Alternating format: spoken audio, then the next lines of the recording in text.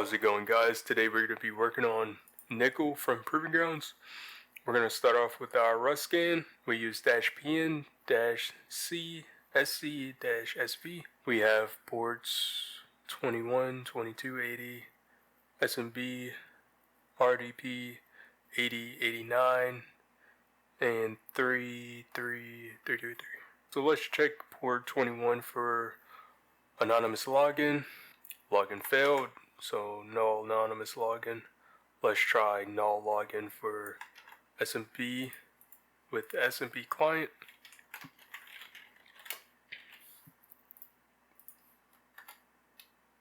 That did not work. Let's try enum for Linux ng.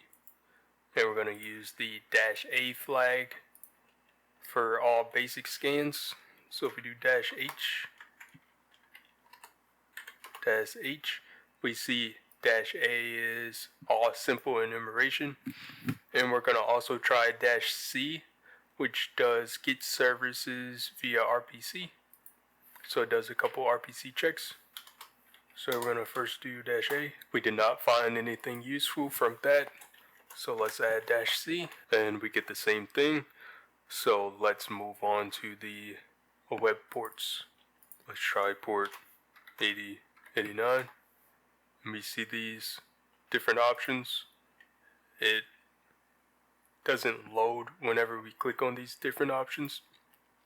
But if we look at the source code, we see a couple of different directories leading to port 33333.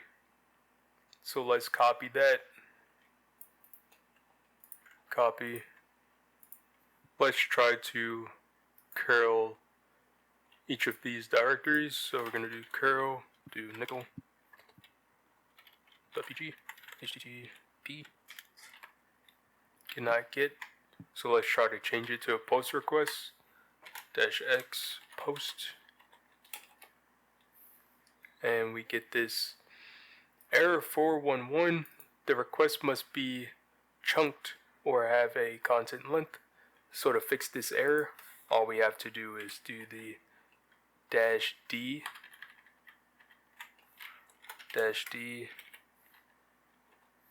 and double quotes,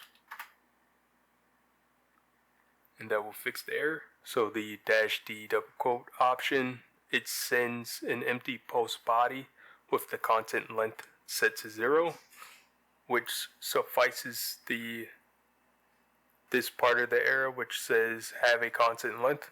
So since it sets the content length to 0, that is what fixes the error message. So now let's go back and try some different options. Let's try list running procs.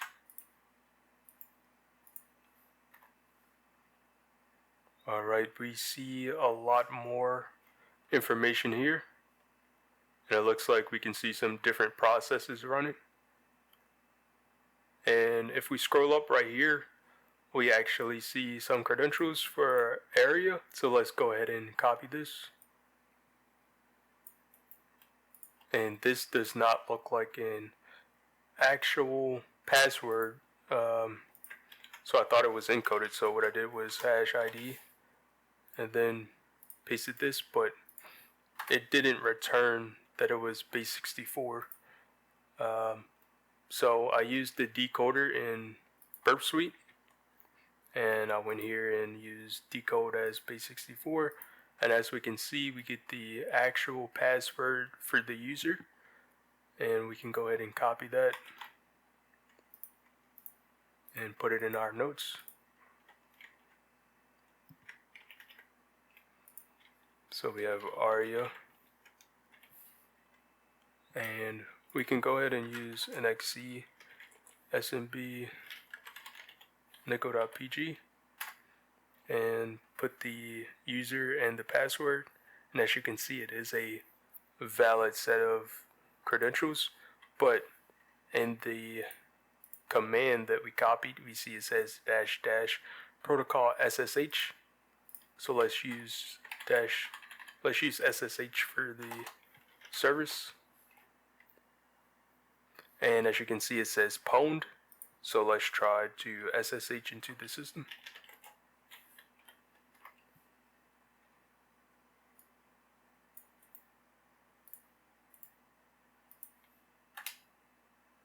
And now we have a shell as ARIA. So now we need to previs.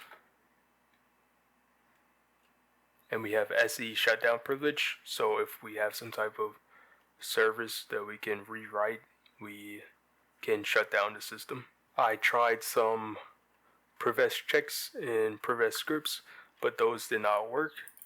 Always check the C drive. And within the C drive, we see this FTP directory. So let's cd FTP there, and we see this infrastructure.pdf file. Let's copy this back over to our Kali machine. We're gonna start our Impact SMP server, and now we're going to copy this file over back to Kali. And now let's try to open up this file. As you can see, we need a password in order to open up the file. And to do that, we need to run PDF to John. And we're going to do a less than symbol and write some type of output for the hash file. And now we're going to do John. We're going to set a word list, set our word list to rocku.txt, and then we're going to put our hash file here, and let's press enter. Since I already cracked the password hash, I need to do the -show command.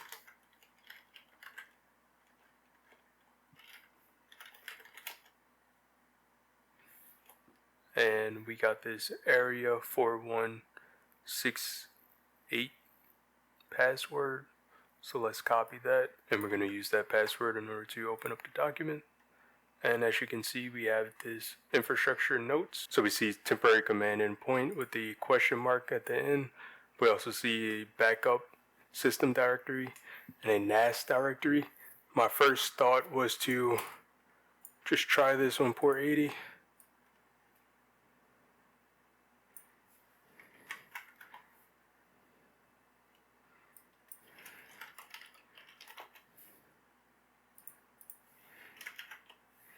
But that didn't work. And what this really means is, let's see if there's an internal web application running on this system.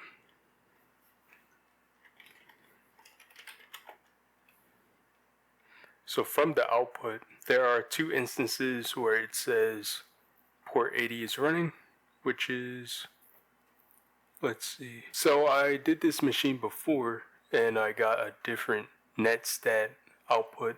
So there were two instances where it stated that port 80 was open. As you can see, it's highlighted in red. So another thing that you could just try to copy this. Actually, let's just copy all of this and put this in our notes. And let's curl from this system. So we see that curl is on this system. Now let's do this. Cannot resolve host. Okay. Let's try this one.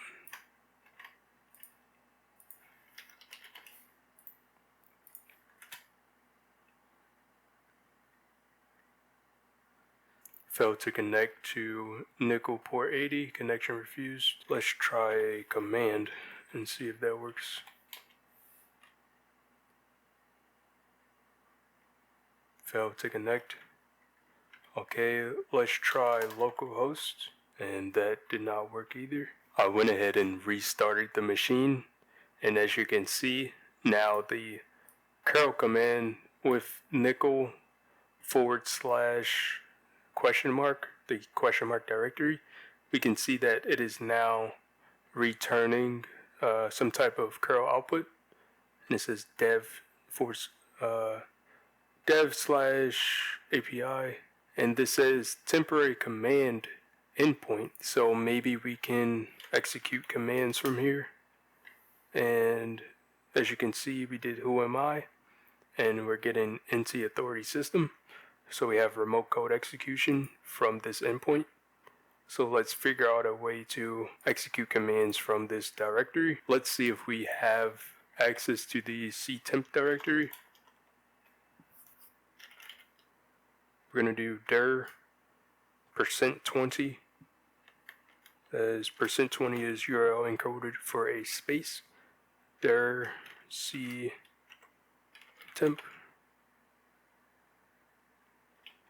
Okay.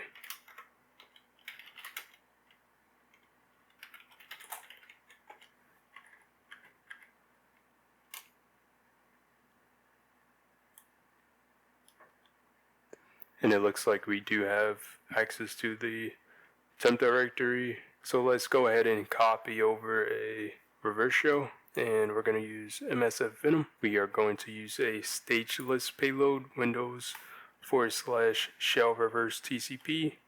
Then we're going to use our lhost, and we're going to use port 33333 since we know that it's open. And we're going to set the format as an exe file and generate that file. Now we're going to set up our Python 3 server on port 80, and we're going to use certutil to copy over that reverse shell.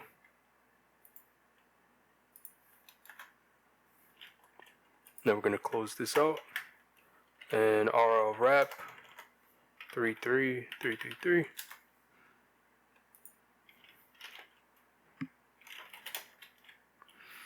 And now we are going to use the curl command to call for that file.